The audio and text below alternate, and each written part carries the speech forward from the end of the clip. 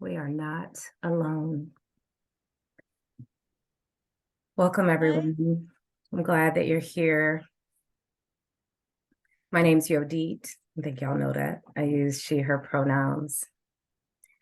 I want to begin by saying that parts of this talk might be activating for us. And so I thought we might begin with a little breath work together. Our breath calls us into our bodies and connects us to each other.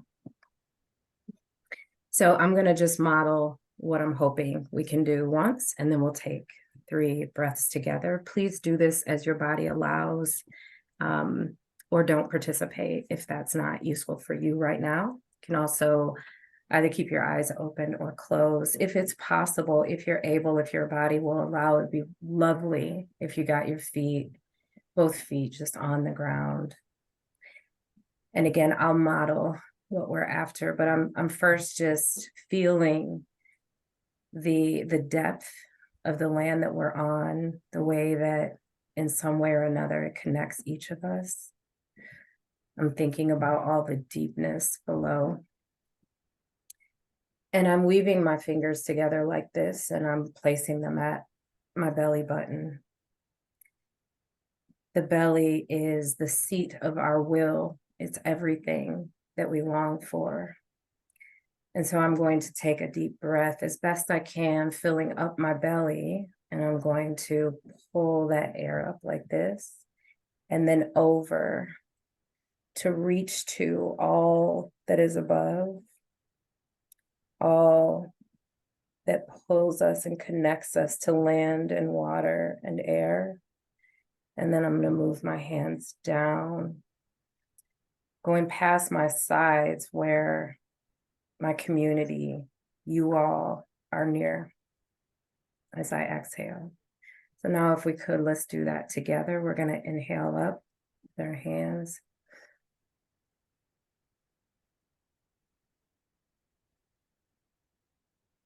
And out.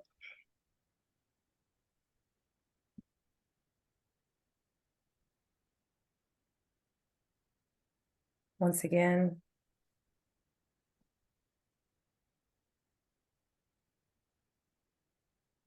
And out. And then one more time, and that exhale is bringing you fully back here.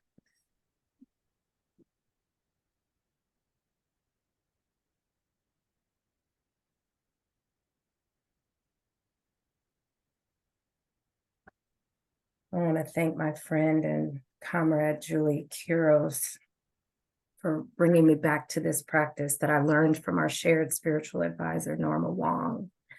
It's a mix of energy and breath work. And thank you for participating. And I offer this because, as I said, some of the content we are going to talk about folks being unalived. We are going to talk about violence. And I want, as best as you can, to support yourself in this moment. What we're talking about is collectivizing grief amid unimaginable terror, war, and calamity. Our collective nervous system is pushed closer and closer to its limits. So today in Centering Justice, we're asking, can we still practice solidarity, leaning into ancestral wisdom and cultural practice when the violence is relentless?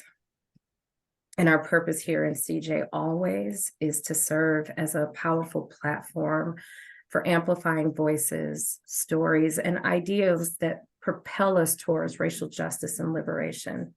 And so CJ is about uplifting the voices of BIPOC leaders and our allies and those in solidarity that are sharing real life approaches to liberation and navigating the complexities of social justice, inspiring each of us into community-centered action. Please also remember that this episode is recorded and we do share it in order to proliferate these ideas on all of our platforms. And today we're joined by 2 special people, one, a dear friend and comrade for a long time, and a new friend.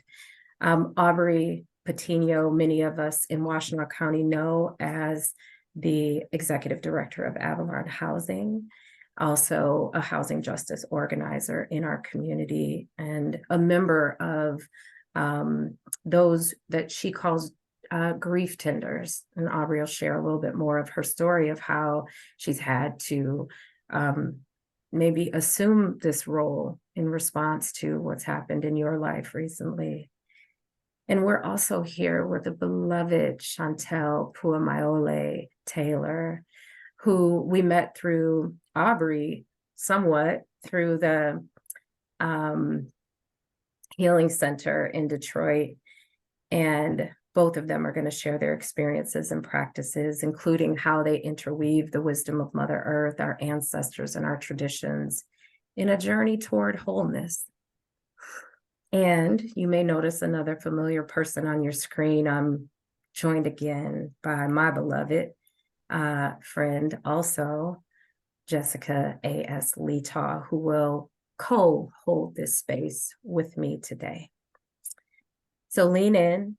And one of the things that I hope will be an outcome is that we normalize grief, and that we normalize collective grief, and that we don't shy away from it, but that we lean into it as a way of honoring not only what hurts us, but to remind us of what mattered to us. So I have a few more things that are on my mind as part of our segment of Centering Justice, where I talk about what's on my mind. In the last month, every time I've seen an image of an unalive child in the rubble of Gaza, I am overcome with grief. As a mother, as a human, as someone who cares deeply about our future. And the same thing has happened when I think about unalived Israeli people, someone being held hostage, longing for home, for freedom, to be returned to their loved ones. I join with Jewish, Arab, and other people across our globe in demanding a ceasefire now. And I recognize that these horrors are familiar. I'm the child of an immigrant who fled his home at 18, coming to these United States because of war. I am family to survivors of displacement, colonialism, and long-term life in encampments. My cousins who spent their lives, their formative years in those camps, have now been organizing against a genocide that has happened to Tigrayan people in Ethiopia. 6 million people have died in Tigray. This trauma is inside of my body. It's in my DNA. And anytime terror like what we've seen in the last month happens, I feel it at every level of my being. This body knows violence, and it knows colonialism. And those things have followed my ancestors across the African diaspora onto the lands of America, where every day we are still navigating the harmful impacts of genocide on these lands, of occupation on these lands, of colonialism on these lands. I don't have the capacity to hold any of this alone. And so here I sit at the feet of this conversation among people who chose to be here in this moment, sitting in it with me. Collective grief occurs when a community, a society, a village, a nation are experiencing extreme change and loss. And it can manifest in the wake of major events like what we've been navigating. And if you live long enough, you will undoubtedly experience the brutality of extractive capitalism, colonialism, imperialism, militarism, because these are the tools of white supremacy and the invisible roots of all struggle for liberation across all people, cultures, lands, and generations. Whether mass shootings at schools or synagogues or mosques or churches or shopping malls, climate catastrophe, terrorism, war, genocide, they take our collective breath away. And we have been socialized to believe those things are normal. They are not. To believe those things happen over there and not to us. They do not. And in today's world, these waves of grief have grown stronger because of the rise of losses and the reasons behind them, which reside outside of the confines of how we typically think about grief, our inevitable mortality or natural death.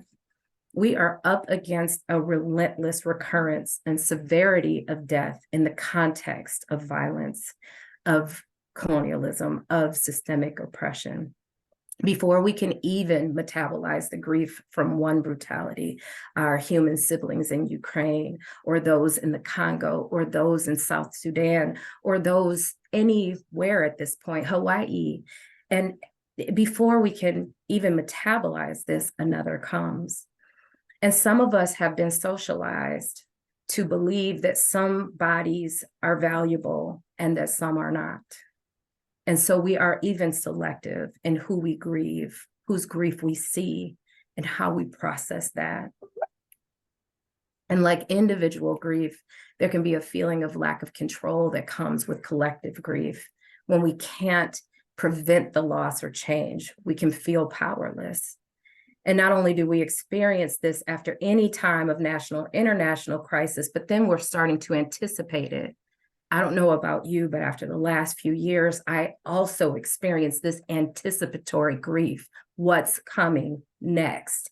That feeling that we get when we are preemptively mourning and grieving. Oh God, what is happening in the body? We see this loss all around us and the problems have not been fixed. So we know more is coming. And then whole communities start to experience collective and anticipatory grief. And that feeling of being out of control can start to get stronger than ever. And it can feel overwhelming. And the healing process for collective grief doesn't always look the same as individual grief, which can make us feel even more unprepared. If you've had to go to work, or go to the grocery store, or walk on your college campus in the last month, it is difficult to understand how we're related or interrelated with the people we're sharing this space with. What does their grief feel like? Does it feel like mine? Does it feel proximate? So it's beneficial also to address the concept of oscillation, this kind of back and forth movement in processing grief. Because of how finite our bodies are, it's not sustainable to be exposed to this kind of pain.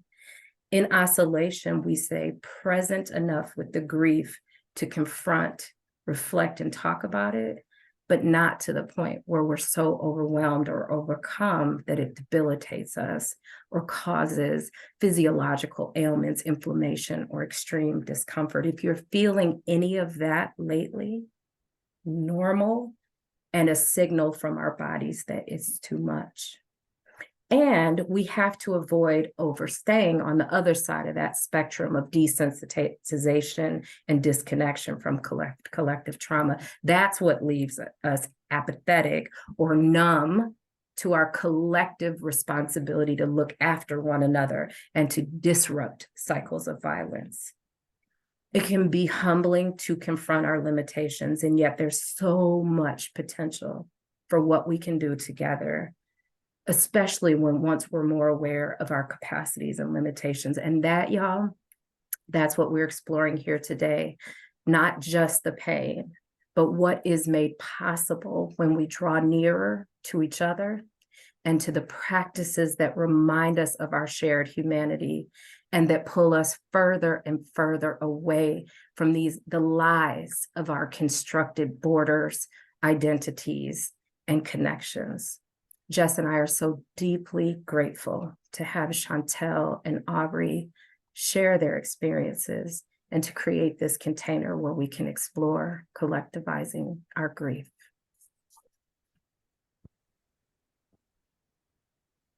I'm just going to take a breath on that.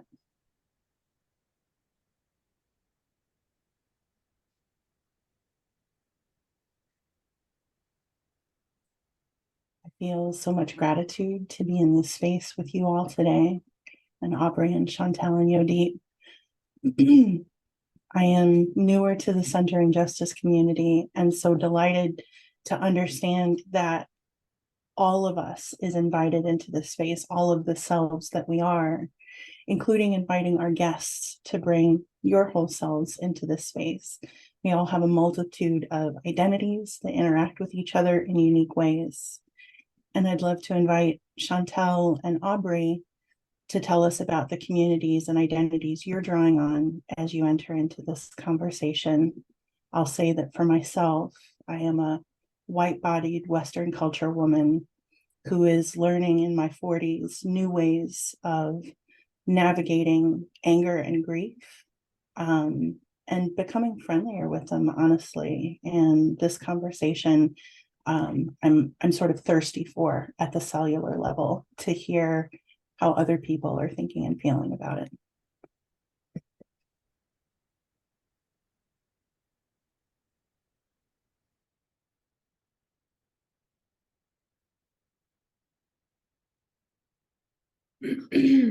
Schantell. Can't hear you, dear. Aloha mai kako, o pua mai ole ko o inua, o nana kuli mai au, o waenai mai au.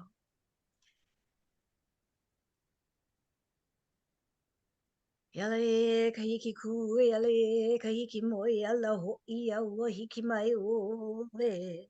Wala ka lari, wala ka hunua, wala ka uka, wala ke kai. Ya kahila o ke aloha hiki mai e, aloha e, aloha e, aloha e. O waenai mai au, o kaala o ku'u mauna, o lehawa, o ku'u vai. My name is Schantell. I'm from the island of Oahu. I come from a small community called Nanakuli Wa'anai. My mountain is Ka'ala. My waterways is Ulehawa. The name of my wind is called the Kaya'ulo. And my favorite rain is the one that feels like 1,000 petals upon your skin. The misting. I'm Schantell. Aloha. I'm really glad to be here. I'm Aubrey. I'm in my day job, the director of Avalon Housing. We're an organization that builds affordable, permanent, supportive housing as a long-term solution to homelessness and as really an act of cultural rebellion because so much of the housing first model is. And so we build these communities centered on care and community and support for folks coming out of homelessness. In addition to that, I am an organizer in the housing justice space and also in the abolitionist space. I am an abolitionist, came by that honestly, and it's really about what I want to build more than what I want to tear down. And I'm a mom, and I'll just share for the first time publicly that I'm a mom to two beautiful wild children, one of whom has a condition. It's called neurofibromatosis type 1, NF1.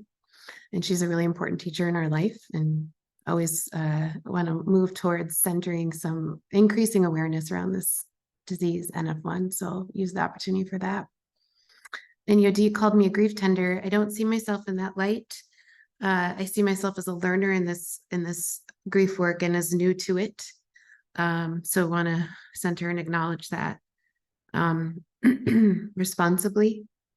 And I'm also new to ancestral healing work, which I've recently started to engage in. I come from Irish and Scandinavian ancestry, and feel that those ancestors are here with me. Thank you so much for allowing me to be a part of this conversation. Thanks, Aubrey. Every episode, we ask our guests, to your point of abolition, we ask and are curious about moments where they knew that they were transforming, that a way of being, a way of imagining or thinking about their work or about a particular topic, in this case, grief, was transforming. And I'd love if each of you, including you, Jess, would perhaps share a story. And I'll just begin with a brief story. A lot of folks that are in my network know about my son, Tyson, who is like my heart all over. But Tyson was not my first child. He's my second. My baby girl, Jada, came too early, which is to say she only matured in utero till about 6 months. And I was very far along in my pregnancy. So folks knew I was pregnant, which meant that when she was born prematurely and ultimately died shortly after birth, everyone knew, And so people were wonderful, but what really kind of surprised me is the number of people who told me their own stories of infant loss or their own stories of miscarriage.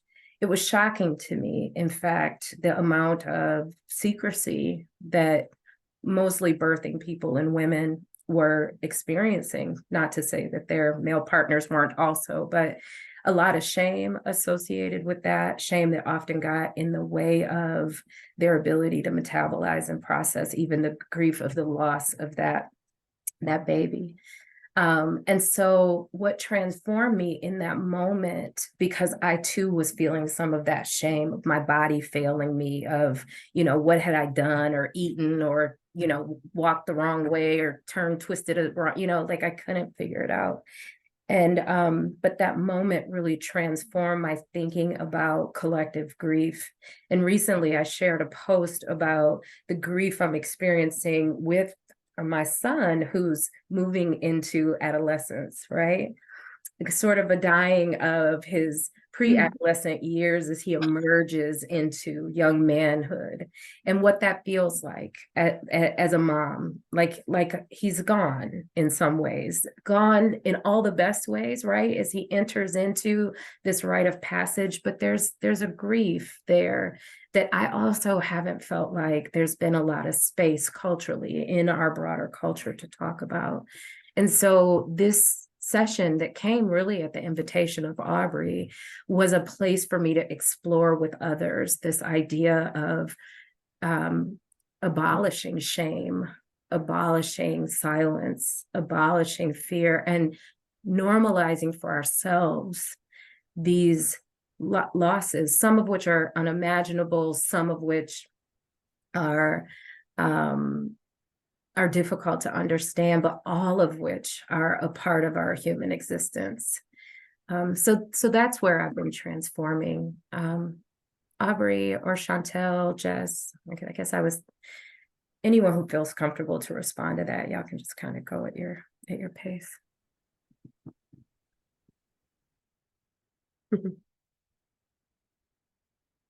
Okay, so I'll share that my transformational moment was losing beloved colleague and friend and teacher to many of us, Jude Walton, whose photograph rests right here, this moon picture she took. And I just first actually want to acknowledge that I'm in consent and choice around talking about this, and that I have spaciousness and capacity to do so. And Jess and Yodit and Schantell really made sure that was true before we entered into this conversation.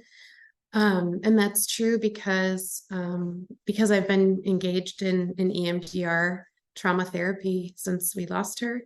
And it's true because of all of the collective grief tenders and support systems that have surrounded me and so many of us that have been impacted by the loss of her. So in the spring of this year, Jude and I talked all day, every day, and suddenly I couldn't reach her. And I had kind of that feeling that something was really wrong. So I went to her home, and unfortunately, we lost her to tragic and senseless violence. And so that was the moment of transformation for me. While I had certainly experienced prior interpersonal loss, nothing like this, and the scale of impact and learning that's come subsequently. So I'm really grateful to be in conversation today and to be able to talk more about all of that and how I think it kind of translates to this wider lens of grief work. Thanks, Aubrey. Schantell? I think you're still on mute, dear. Yeah, keep reminding me, mahalo. I think I came to into grief work. I feel like when I was 6 years old, my father passed away, and I got the phone call that my dad died. They must have thought I was an older girl because you don't tell it. I mean, you don't really ask to speak to the parents. And but I remember taking that phone call, and for some reason, that phone call almost initiated me to feel that I was responsible now for many things because someone gave me information that was very painful, and I felt in a child's mind that if they could tell me that, that means I must be responsible Mhm. for things from this point forward. And I remember I agree. I grieve till today. Till today, I still cry for my dad. I know I haven't stopped. I would come home in high school, and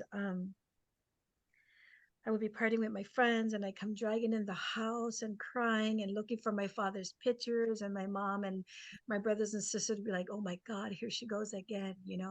That grief just like never stopped. So I've been very close to grief most of my life from a very young age. And I was called, upon many times in my family, and I've seen grief in community. It was everyone grieved openly. I was raised that way, culturally Hawaiian. And but I thought about that question when Yoji posed that question. I really had to think about that. To how have I become, a tender to grief? And I think the moment that I started tending to my own grief was an initiation for myself. And people would just call on me without, I never went out there and kind of said, oh, call me if you need Right. me for grief. And I have an organization up here called Polynesian Indigenous Knowledge Organization, and it is in a direct response to the diaspora that's been happening between Hawaii and our people leaving by the thousands, not being able to afford our own lands. And when I came to Michigan, I've been finding myself having phone calls, random phone calls from people I don't know, but they know I'm here. You know how islands are small, everyone knows like where somebody's kid is at, or niece or auntie. And I've been called on to sit in hospitals when someone has come and they're dying by accident, like they went in for like a routine surgery or subprocess, and they tapped the wrong vein, and now the mama is dying, and there's 3 kids there in a hospital and nobody else is here. So me having to go and sit with that, and I realized that, and that's what made me realize that I became attended to a cultural grief, because I Mhm. didn't just show up with food and emotional support, but I showed up with my ukulele, and I showed up with flowers that was scented, that our flowers in Hawaii is scented, and got to lay that upon the chest, of the woman that was dying, and allow her to be at home and to smell that scent of home, for her to move through this new portal with that, and having the sounds of our music playing in the background that accompanied her on her journey. And that was just a small of way I started to realize that I'm becoming a tender to grief. Mm. And I also wanted to I saw my brother-in-law over here, Thomas Taylor. Aloha, brother. I saw you. I was so happy to see. Oh, hi, Tom. I love you. Oh, Carmen. Oh, Oh, my family. I wanted to speak to that right here, right now. The Taylor family is my husband's family. He has passed away now, and that is not my lineage. But my husband was a Black man, and I met his family and his grandmother, and learned so much about their culture. And if not for this family, I surely would not be who I am today. I would still be in my village, I'm sure, without traveling. But being married to this man who brought me to America, and the parents and his family that I got to meet, really helped to shape me as a young girl. I was 19 years old, and to the woman that I am today. And this is my family, and I love you guys. I wanted to honor you guys here today. Thanks for being here, Taylor family.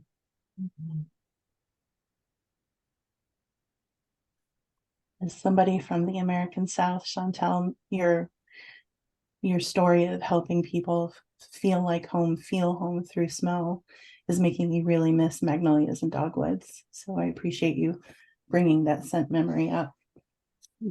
Telling a story of grief, I feel like I could share. Story of transformation.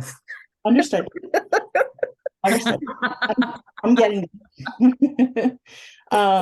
I feel like I could share a story of 10 different griefs right now that are shaping how I feel about it. But I'd like to go back to a gathering that I attended last month that included a session on how do we use joy to sustain our movements, our change work, our organizing work, our collectivizing work. And the session organizers opened by inviting all of us to have a conversation with the person next to us about our relationship to the conflict in Palestine and Israel. And what they said was, we're not asking you to be geopolitical experts. We're not asking you to know everything. We're asking you, what is your relationship to this? Whether it's, I'm reading it on the news or I have family on the ground, just locate yourself inside of this. And so that was how we started to get to know each other in the room, was around this thing that is happening on the other world. It was sort of an anti-othering, right? It was very much a bringing it close to us. And after that, the organizer said, we cannot move towards joy until we reckon with loss. And that was a profound shift for me. I feel like I do a lot of reckoning. I feel like I do a lot of looking loss in the eye, but I also feel like I have held loss and joy in different rooms in my mind. And understanding that allowing grief, contending with grief, looking grief in the eye, and more importantly, reaching out to do that to the folks around me is a way of sustaining. I actually have goosebumps a little bit because that was a new understanding for me, and that was just a month ago. So Yodi, when you invited, I think it was the next day, you said, hey, I'm thinking about having this conversation on grief. I was like, me too. So that's something that's very fresh on my mind and my heart.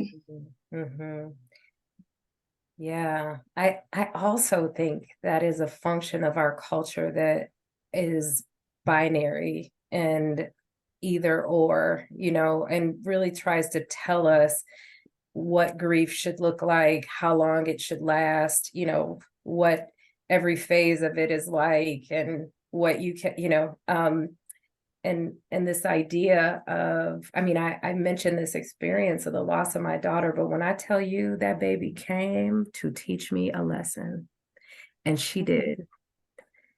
And it took a minute, but I do experience joy, Jess. I appreciate you naming that now, right? And thinking about what that moment, that experience, what I learned about myself, about her in the world. She changed my life forever, right? And but yeah, I think culturally, I was thinking about, like, we used to have a bereavement policy, like, you get 3 days off, you work it out because you got to get back on Monday, that even when I would never intend to send that message, but structurally, that's sort of how it's set up. Anywho, thank you for naming that. Aubrey, I want to turn to you. I mentioned at the onset that you were a huge inspiration for this episode, in part because we were allowed to, we being those of us in community who knew who knew Jude and who knew what had happened to Jude. You invited us into a memorial. You and I have also sat in community memorial, I should say. You and I have sat in places, participated in song circles, so we've been talking about this for a minute, and you said, you should really think about this as a topic on centering justice. And I want to tell you, thank you for trusting this as a place for the conversation, but I'm also sort of curious about why you think it's an important topic. Follow up to that, like sort of why do we need to acknowledge the ways in which we collectivize grief? And your situation is sort of interesting in that there's a racialized component of this as well. The person who committed this violent act was a Black man. Jude was a white woman. And I will say, as a Black person in this community, that I felt that dynamic in a very particular way. We don't have to get into that specific situation, but there was a racialized component of this that reverberated throughout this community. And I'd love if you could maybe just speak to that a bit. And I also want to acknowledge, I think I said Healing Center earlier, and the organization that Schantell works with is Healing by Choice Detroit. And you'll probably talk a little bit about them as well. Thanks. Yeah. Why is it important? Why is it necessary? So I think I don't know how we keep going in any sustainable fashion if we don't get skilled up around grieving. And I do want to acknowledge that it is a skill and that we can skill up. And, you know, for us, what we experienced was an immediate outpouring of love and support.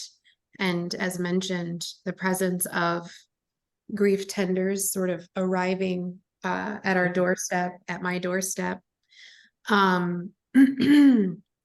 which was so deeply needed and is so deeply appreciated. If this episode could be anything, let it be a love letter to all those folks. But for me personally, coming from dominant culture, I had to really quickly lean more towards what was coming to me, you know, more intuitively or in my soma, if you will, which included as soon as I came back here after we found her, taking my shoes off and putting my feet on the ground and kind of giving it to the earth, and then figuring out what to do next. And we spent about a month, I would say, resisting some dominant cultural norms around how we hold grief. And that included things like, you know, building an altar, tending to the altar, which was inclusive of all the beautiful things that people were sending to us. Having a lot of different. This happens during the workday while y'all are running a whole ass organization. You got what, 120 some odd staff and a senior member of your team. Yeah. If this tragedy occurs, right? And then you got to come back, you, the CEO, and sort of not only process the enormous, I can't even imagine grief of losing your friend that you talk to and work with and organize with, but then to hold 124 other people who I imagine have probably not experienced something like this. Yeah. And I think, you know, the reality was that I was, of course, immediately facing a lot of things coming at me very quickly. We all were. And how we came together as a collective and how we navigated those waters was as a collective. Wouldn't have been possible to keep running the organization absent that, because yes, Jude was a critical partner in running this organization. But these offerings, and you know, maybe we can get into more specifics later, I think really allowed for us to digest things in a way that once we sort of re-entered community, we then gained this awareness where it was being digested very differently at a community level. Sure. And to your point, you know, as it relates to the racialized nature of this loss, you know, without disrespectfully having not gotten consent, you know, when naming names, I think I have a dear colleague in the community who we are in relationship with, who also lost her partner in the work and in life, in terms of so many different ways in which they or honestly, changing community Yeah, to murder. yeah. And I couldn't believe and yet I was grateful to be able to reach out and say, hey, what am I supposed to do here? Because you just went through this. It felt so incomprehensible Right. that two people that we could have be going through this, really. And at the same time, this concurrent recognition that yet this is what so many folks are facing all the time without witnessing, without the outpouring of support and love, without the collectivizing. And it felt like another thing to try to eventually reckon with, but couldn't in the moment necessarily even begin to conceive of the ramifications of that piece of it all. But I think it gets to, this piece around like, who are we willing to witness when these horrific acts occur, such that we can then be participating in this as an antidote to more violence, which is disproportionately, of course, impacting Black bodies, brown bodies, red bodies, bodies of color. I think the last thing I just would share is that for me, a real foundational awareness occurred with folks who were so deeply embedded in grief work and grief tending, who really knew what to do and arrived in all these ways. And a tremendous debt of gratitude to those folks. And some of them will list in the resources at the end of the show. But one of the frameworks that came into my life was the 5 gates of grief, which is Francis Weller's work. And I do just want to name them very quickly. Please. Because I think they're really important, and I want us to know that every one of us we are and will experience these types of grief by virtue of being humans. So, everything that we love, we will lose. That's a really hard one to conceive of, but it is true. The places that have not known love, so that can be things like places wrapped in shame and banished, places that live outside of compassion, the sorrows of the world, what we expected and didn't receive. So those are things like, for example, not being born into a village, unconscious disappointment, and then ancestral grief, which is that loss of connection to land and to language and to lineage, and then the intergenerational trauma. And so for folks in my more dominant culture for whom language like ancestral might feel distant or uncomfortable, I think, I'll just name that I was taught about the concept of intergenerational trauma as individual traumas, things like your parents were alcoholics, not actually that my entire lineage, has ancestral trauma going all the way back to when we were still Europeans and we were doing great harm to each other before we then came over and started to then transmit that trauma onto others. So dealing with now in the Middle East, what we saw in the wake of this horrific loss in our community is this repetition of this trauma not being transformed. And so it's transmitted in these ways. And it is intergenerational and it is ancestral. And there is deep lineage that I think we have to figure out how to reckon with in ways that work for us. Yeah. And I think the thing that we want to be really honest about here in this space when we talked about this conversation was that if we don't do grief work, we're just going to have more violence. It is the antidote to violence.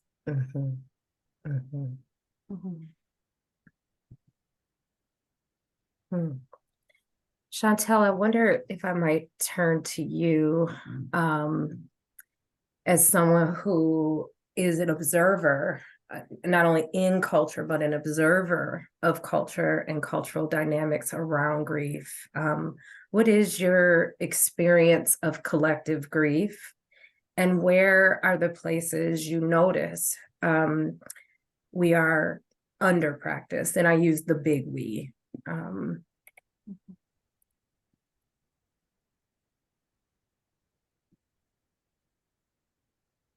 Notice that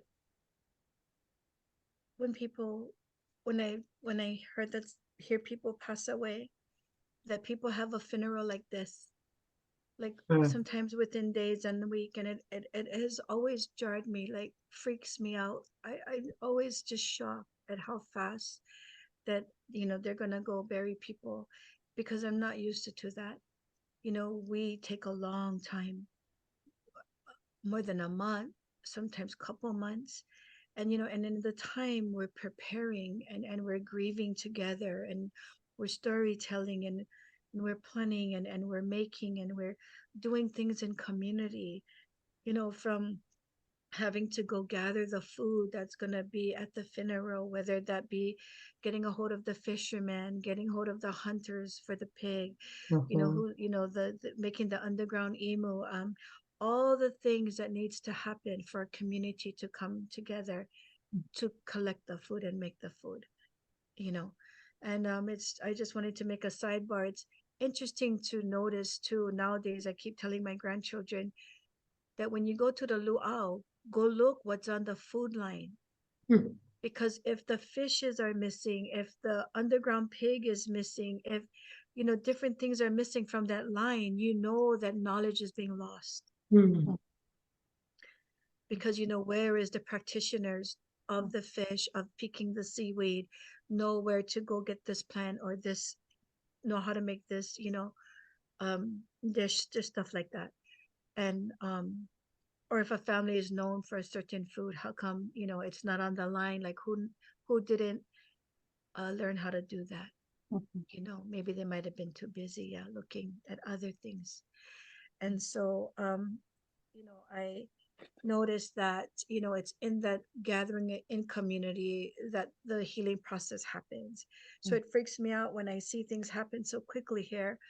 um you know just And then the food get ordered, and then the funeral.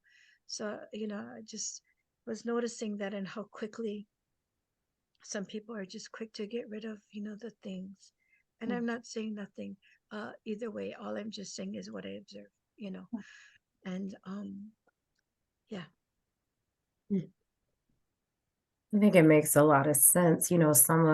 Some of that is tied up in the cost of burial, the time that people have, it lined up with the pace of life and work and demands in school and the like. I was so struck when you said that sometimes your people will grieve for a month or 2 months or even 3 months.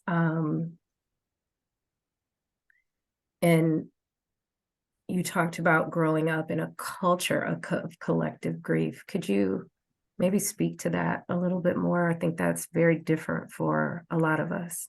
What was that like for you, Schantell?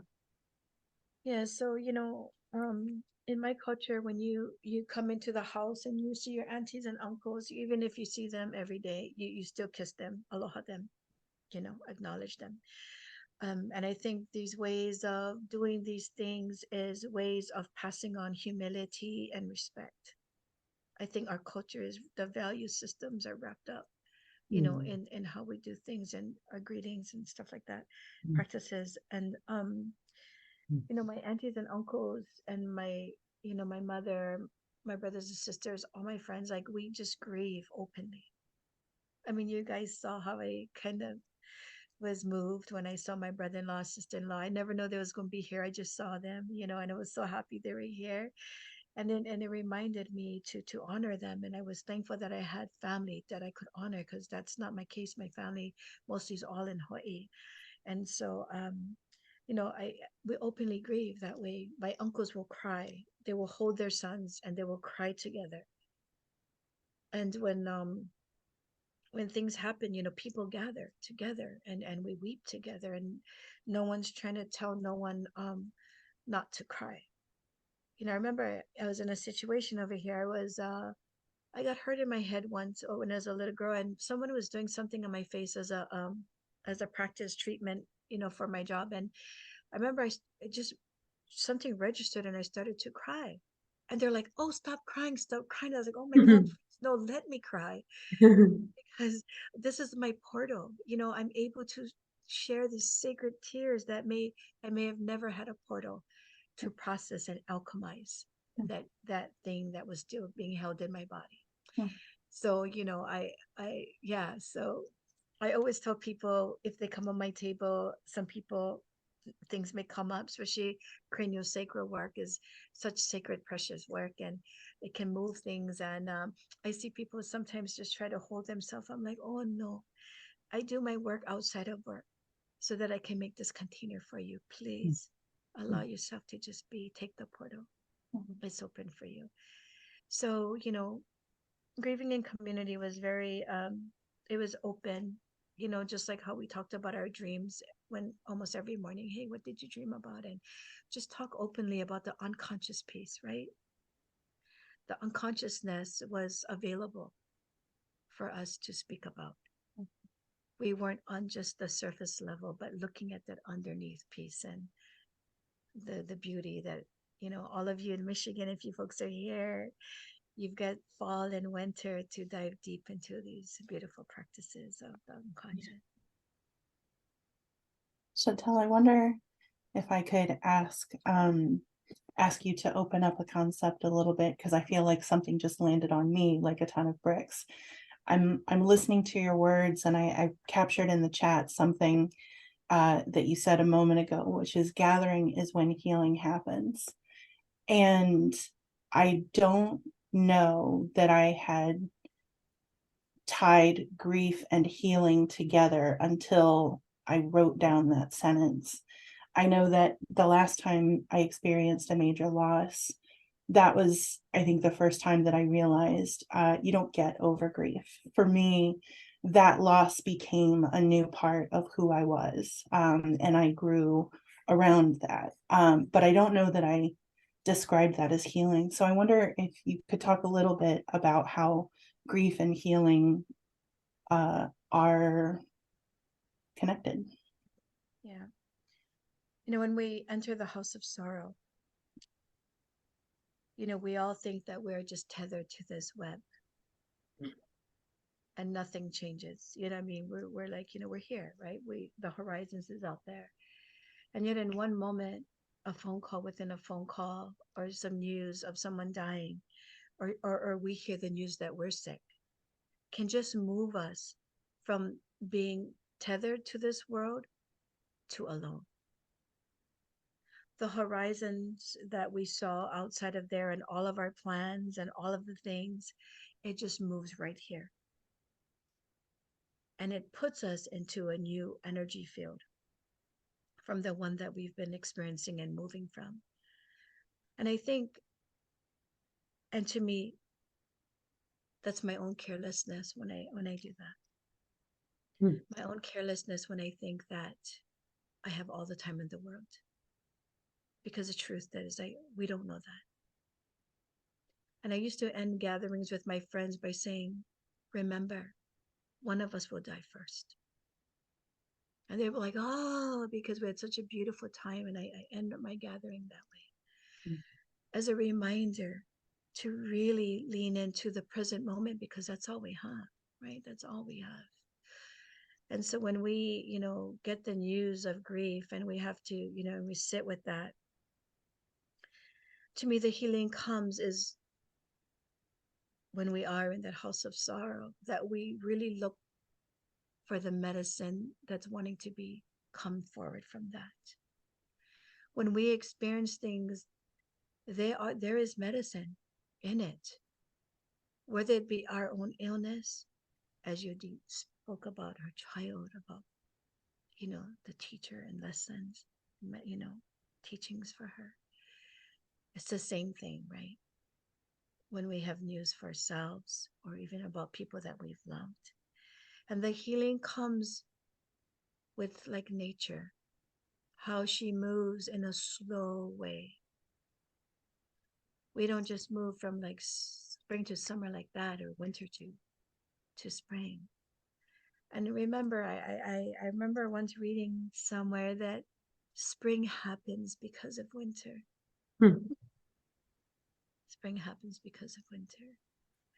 When we are in deep sorrow and we take our time to slowly alchemize it and be with that and sit with that, the medicine that comes from that. The medicine is slow, but the medicine is also healing. And it doesn't look the same for everyone. The way we come to life and what our soul expression of that is, and the lessons we come to learn of who we are, to be dissolved in a way that we come back to truly who we really are. But it's in those breaking moments and those moments of deep sorrow when everything is dissolved, the ego moves away from us, and sometimes our breath is the only thing that we can even to sit with. Even that can be hard. But those things are the things that help to develop us and that who we become. Does it make our heart open and break open to become more beautiful and compassionate in the world? You know, what does grief teach us? And we cannot just sit and hold that question, right? When we go through stuff like that. And the healing comes when we move in community by doing things together. Whether it's going through the clothes slowly, or looking at the pictures and having, remembrance and taking the time. Someone lived this life. How, for me, I only can speak for myself. I wanted to linger deeply because I want to honor them as much as I can, because that life that they've led was worth something.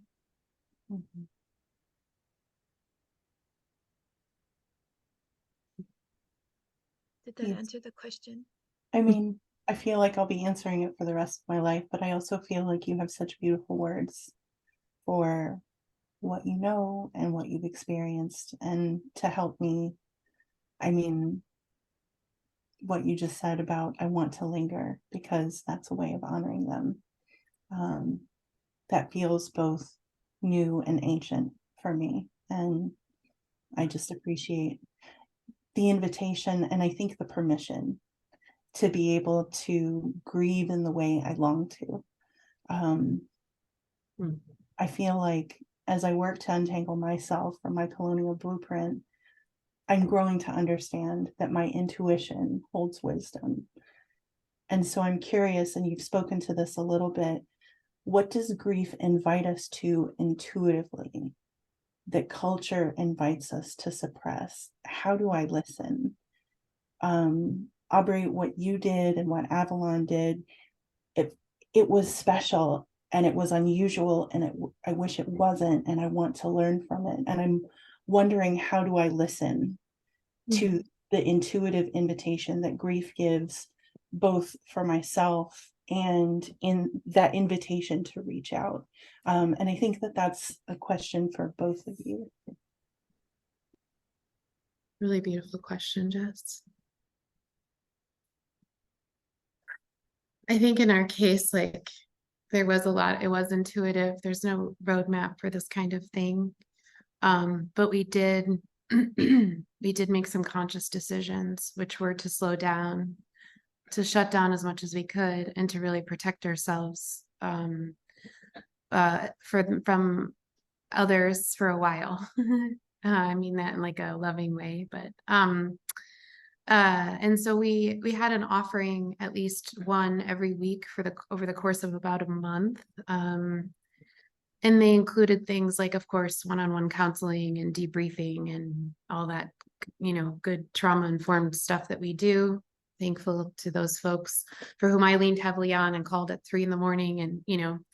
and, but then additionally, wanted to be thoughtful about how to meet differing needs. So we offered trauma-informed yoga, which was really beautiful. Shout out to Carter Scott, who did that. And there's like a lot of levity and joy in that space, and we were in our bodies, and he really held that container like so responsibly and thoughtfully, and with a tremendous amount of joy. We also held a virtual offering, which was when community healing by choice came into our world. And that was intentional as well, because we knew that dominant culture put so many people, I mean, honestly, it was a virtual grief circle, and we spent so much time thinking about how to not call it a grief circle because we worried people wouldn't come. And it was and yet it was an opportunity for people to opt into something in which they could have their camera off and be by themselves. And that was really beautiful. And we built a virtual altar for Jude in that space, which I have and will have forever. I'm so grateful for that.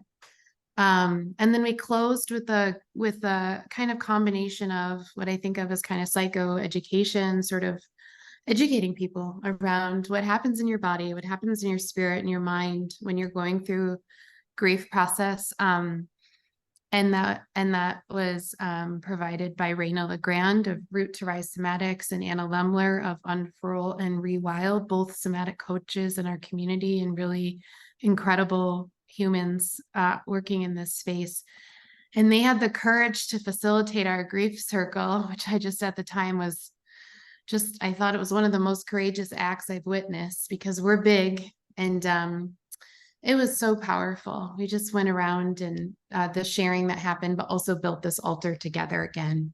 And the altar was so beautiful. And the altar also had humor. I mean, there was a toilet handle in there. There was a Diet Coke bottle. There were so many stories in that altar, stories of Jude's life. And one of the things that Anna said was, wow, no one here is talking about how she died. Everyone is just talking about Jude. And I said, yeah, that's like all we've done for us. What are you all up to? You know, we took that altar to Jude's porch. That's how we kind of closed our time together in this cocoon.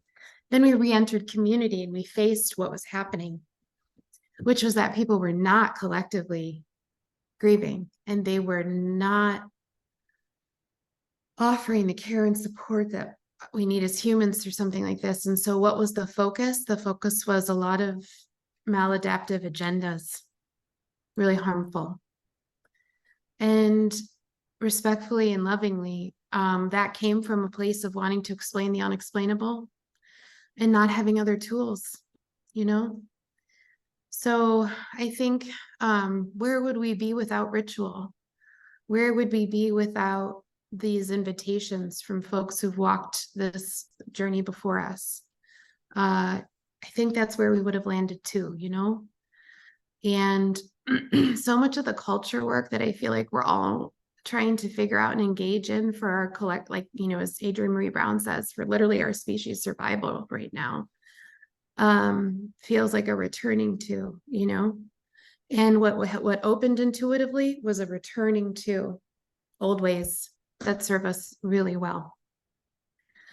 So grateful for that opening and that invitation through all of this, in the ways that carried on here and our altar spaces, and, you know, yeah. Schantell, we want to hear from you, but Aubrey, there's something you said that I felt more in my body than I did in my head when I reflect on the situation, but really a lot of situations where I wondered, you know, there have been a number of young Black boys, young men who around the same time had been murdered in Ypsilanti. And, you know, all of this has multiple layers, but I want to just, something you said make me acknowledge that a thought that has lived in my body, but that I hadn't verbalized, which was, did the folks that saw Jude, did they see those boys? Mm-hmm. Mm-hmm. And I think I'm asking that question a lot, and I'm reminded of John Powell, who says that at the center of every significant event that's happened worldwide is that fundamental question: do you see me? And do I matter? And you kind of see it playing out internationally, you know, this sort of choosing of sides of this binary narrative. You're on this side or you're on this side. And I think I'm just holding that perhaps underneath that is, do you see me? You see my people's pain? Yeah. Right. Yeah. And do they matter? Yeah. And there's tons of other geopolitical stuff around it, but I'm just talking about at our core. Do you see my baby in that rubble the way do you see my auntie who's being held? You know, do you see the people in Tigray the way you see the people in Ukraine? Do you see Black-bodied folk? You know, do we see folks that have been erased, our Indigenous siblings, right? And I'm feeling that because that's what I felt. And I love Jude. You know, Jude is a dear friend, has one of the most beautiful pictures I have of my son, Jude. She's quirkiest thing in the whole world. She showed up at my door with her camera. I was like, who the hell is this? I had won something at a dinner, you know, like a certificate. She also was the person who introduced at y'all's work around cultural humility here. So love Jude. And you just gave me space to kind of name something that not only did I feel, but others felt. Yeah. I guess I just want to say two things, if that's okay. Great. One is, you know, thank you for naming the importance of the act of witnessing. That we, most lives, but not all, are witnessed as they come into the world. All lives should be witnessed as they come into the world, but most certainly people need to be witnessed as they're crossing over. And at Avalon, we hold an annual memorial for all of our folks. We read the name of every person we've lost over our 30 years connected to our community. And we do that because many of them would have died without a witness if not for us being by their side. And additionally, you know, there's a homeless person's Memorial Day every year.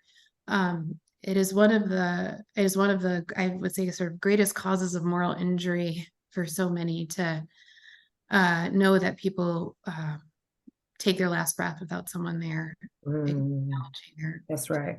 So thank you. And the other thing I want to say as a white body is that, you know, one of the many grief tenders I've come to learn about is Aaron Johnson. I encourage people to learn about his work. It's called the Chronically Undertouched Project. We'll put that in the list of resources as well. Aaron is a song circle leader and does grief work and does all kinds of things. And he's also involved with a place called Grief to Action. He talks about not out grieving the grievers. And I think that that's a really important concept for especially white bodies to hold space for. I have watched, I'm making generalizations, generally speaking, white bodies take up more space than others and not have an awareness of other bodies of culture in the room and what they are actually holding. And how do we, you know, we as white, my white kin, we actually really do need to do this. We actually do really need to, you know, we need to wail, we need to do the things, you know. So I'm not saying that, but how do we not out grieve the griever, and how do we bring into space the context and the gravity and the gravitas and the depth that folks are holding. And it's just something that we have to tend to by proxy forever in white bodies. Yeah. I want to just add one more quick thing, which is to say, I think it's important to acknowledge that I think it was My Brother's Keeper. I'm sure there were other partners that created a mural in honor of many of those young men. So it wasn't like it went without recognition, but it was disproportionate. Let's say that. Schantell, I can't even doggone remember the question because I've just gotten so in here. But I think it goes back to what Jess was asking. What does grief invite us to intuitively that we may have been culturally invited to suppress? Does that make sense? And you said, what does grief teach us? Which I liked, and I think they're very similar questions. Yeah, I think, I think place has a lot to do with the way we grieve. Mhm. Places, because the places will inform you of how to be. That means like, so if I was raised, near the ocean, and our practices are to take the ashes to the ocean and have that culture, and it's like sunset is representing, you know, death. So our relationship with land to me is everything, because I think wherever you are on land will inform you of your ways through cultural practices, and just how to be.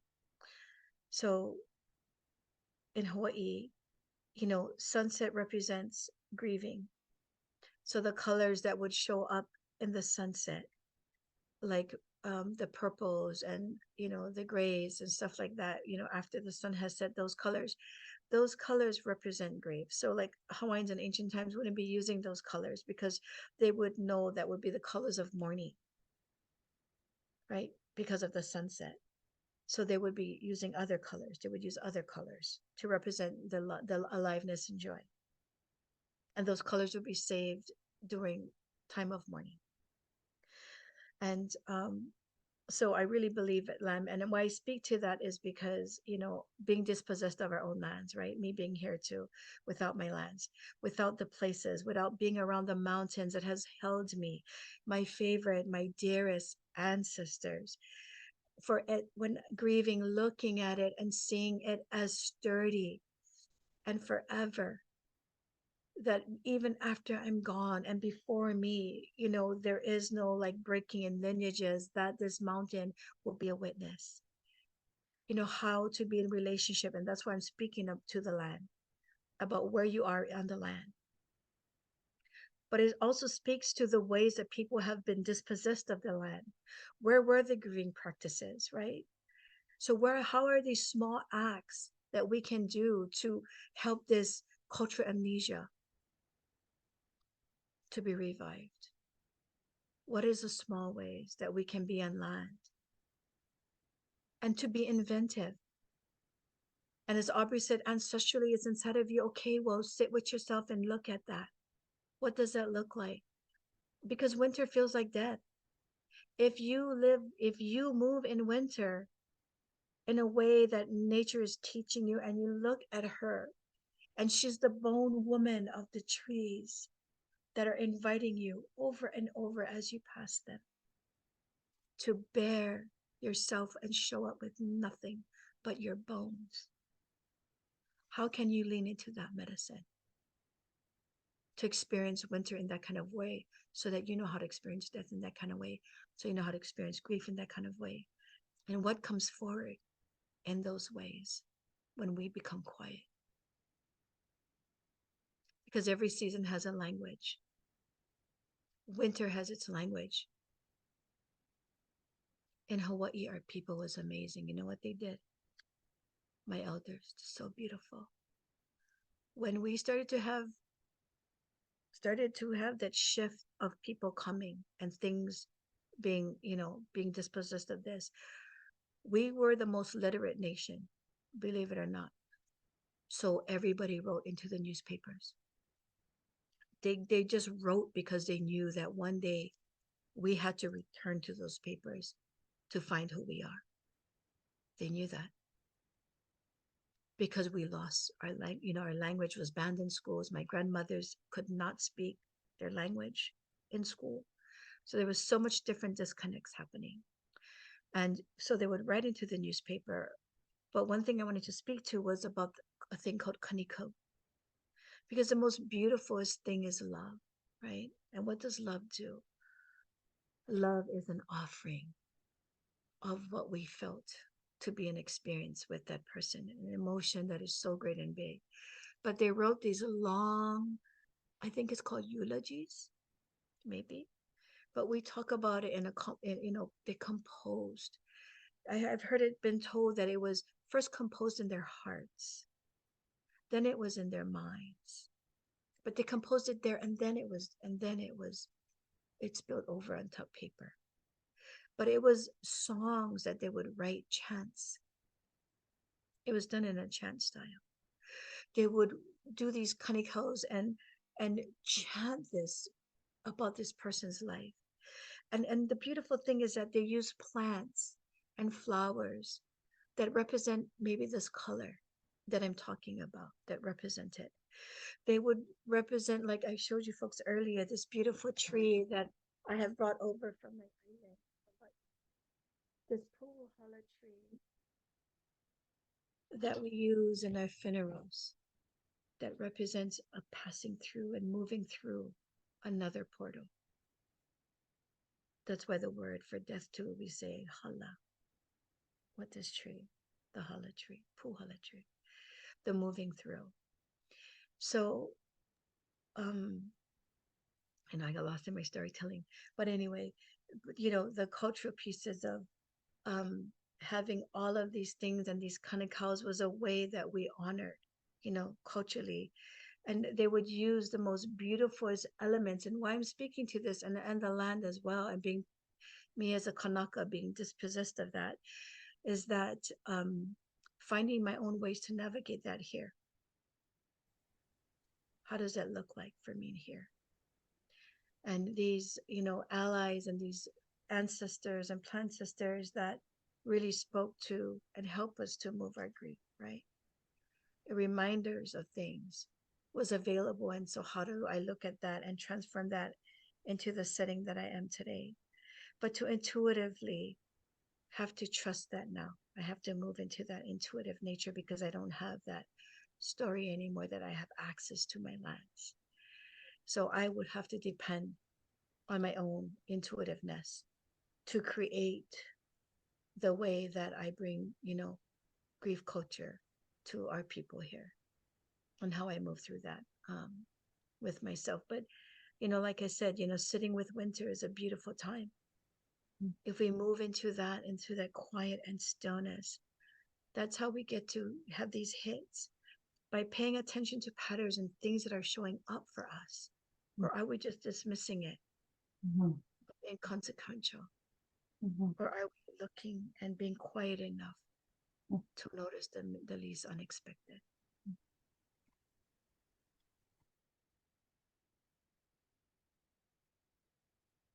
Schantell, your words are becoming the soundtrack of my life. I just really appreciate you.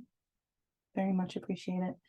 I'm part of me wants to say that the practices that you and Aubrey are practices and mindsets that you and Aubrey are lifting up are nonviolent. And I think that that's true, but I also think it is a deep calling to love here first, right? And then letting that transmit. I appreciate what you said, Aubrey, earlier, that trauma not transformed is transmitted, and the opposite about love transmitting here, transforming there. Doing that through grief and in grief and in the language of grief just feels like the most amazing invitation. I wonder if there's anything, Aubrey and Schantell, that you would like to say before we turn it over to our Center and Justice community and invite thoughts or questions from folks with us today. I'll take that invitation and just close with something I read last night. Of course, by no mistake, this landed in my orbit. Grief doesn't go away. It can change into many things and will. But as a substance and presence, it never leaves.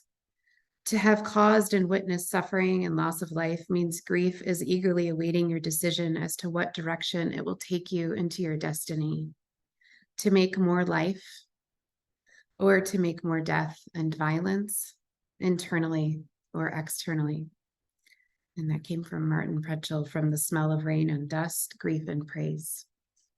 And so I just want to say thank you to certainly everyone on this call and our larger community, and just so many incredible folks in my life who really have taught me how to turn it into more life. And to Jude especially for that.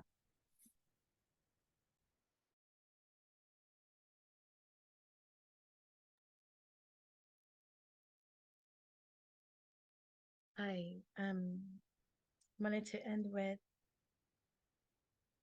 I know that experiences is the collective history that remains on everyone as we move through our world. And I think that it's our responsibility, each and every one of us, to to make that for our own families and our own communities and our own circles that we're in, to find these practices. And I wanted to share that I had to lean on things here because I didn't have access to the things. And one of the things that I did do is I set up a grief altar, a place of honor, a grief box, where I decorated it in ways that I felt was meaningful, and I would put love letters in there that could not be answered that I wanted to say.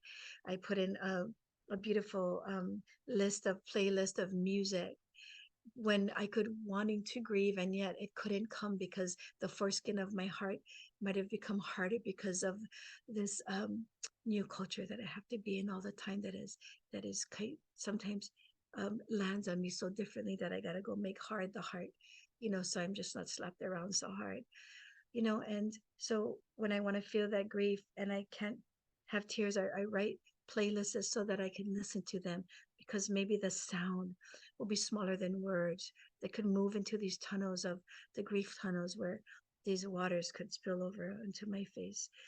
And I would put a candle, and that I would light a candle as a representation of the light that is still alive in my heart of that person.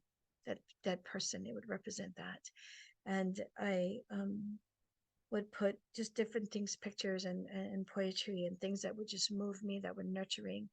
And also, a community list of names when I'm breaking that I can call, because sometimes we forget, something else kicks in and we forget who we can call. So I even have that, that list. And I also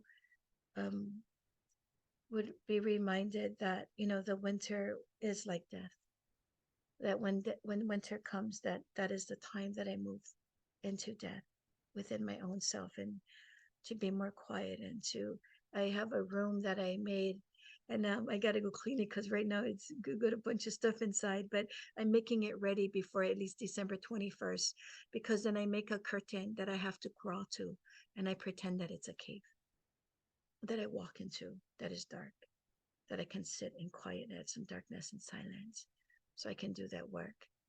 And so I wanted just to speak to that. And yeah.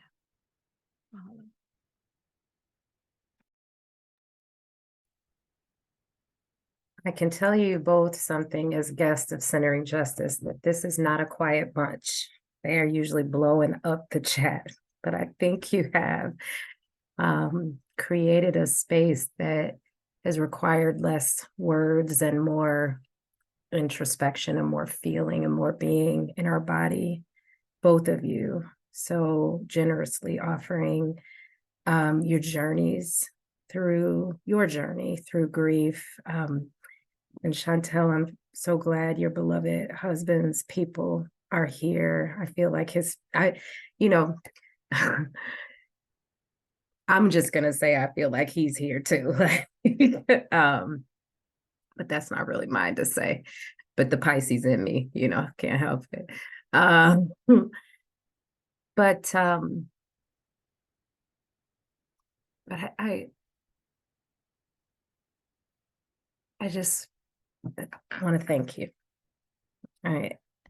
I'd worried early on, people are carrying so much, and this could be such a somber topic, that I operate from a place of do no harm, right?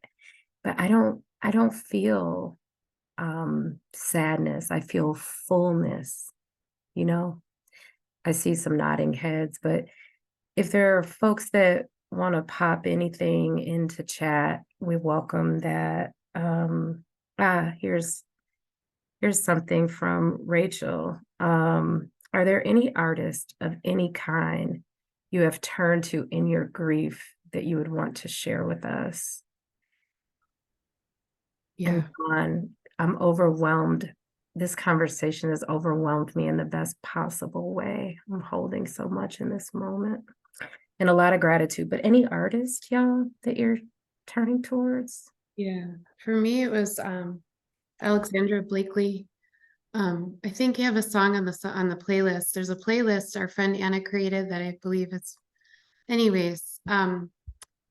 What Ali did was she created this gathering called the Whales Gathering, WAILS, because she did the whales, WHALES, in her dreams brought her to do this. Anyways, but her music and the music we created, I was part of the Whales choir. There were 200 of us. We recorded an album on grief, specifically on the 5 gates of grief in the North Cascade Mountains. That'll come out in the spring. But we'll put her info in the list, but just her music. And then many of the folks involved in the community singing culture, and this is all stuff that was brought into my life by our friend Anna, that these folks are big influences for me and where I'm constantly turning to. So for me, a big one has been song. Learning about grief gatherings and grief circles and what are practices that take place in those spaces. And also happy to send info out about those because they are powerful and I just feel our birthright. They are our birthright. We should all experience them. Thanks, Aubrey. Well, if you don't mind, Carly just dropped, we always love y'all from our community, just feedback that helps us continue to curate guests and experiences within centering justice that nourish you and not just us. So if you have a moment, we'd love to hear your reflections on today's session if you're in the live audience. And I would love to close as a matter of fact, Jess, can I volley over to you to close us with a little practice? A breath practice. No, I'd be delighted. Oh, wait, Thomas spoke. Oh, it has been an enlightening experience. I would like to say love will always defeat hate. Thank you. Thank you, Taylor family. All right, Jess, wrap us up, please. So, as Aubrey said earlier, we should be witnessed at the beginning, we should be witnessed at the end. So we are going to end as we began. As your body is comfortable and able, please ground your feet on the floor. Let yourself feel the footsteps of all the people that came before you, human and otherwise. And my new word in my vocabulary are plantcestors as well. Feel the eons and the years and the seconds that connect you to everyone. Place your fingers together and put them at about belly height. Let yourself feel your breathing for a moment. And we'll take 3 breaths together as we go out. On your inhale, I'll demonstrate this first one.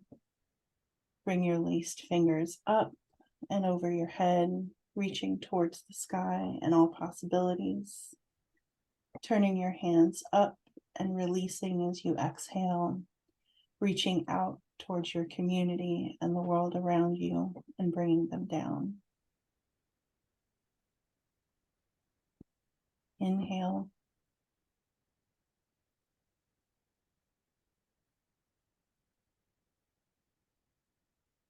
Exhale.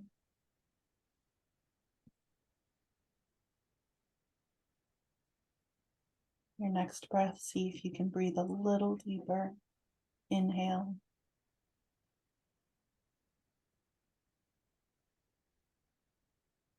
Exhale. One more breath from your toes all the way to the top of your head. Inhale. Feel us together, collective, yearning towards that beloved community now and in the future. Exhale from your head all the way to your toes.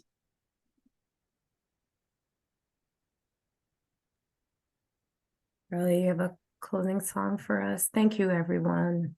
We wish you well.